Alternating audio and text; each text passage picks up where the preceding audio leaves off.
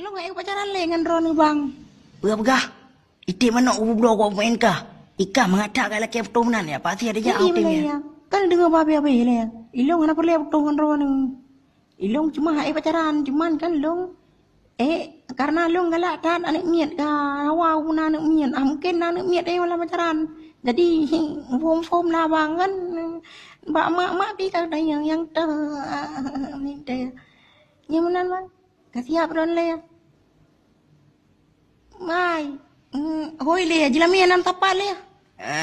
Ai, golong. Berarti mulai jinawa, kaji nam tapat. Ilau kalau nak miat kau, pai kalau awak ju bang. Awak guna nak miat ro. Bah. Uman.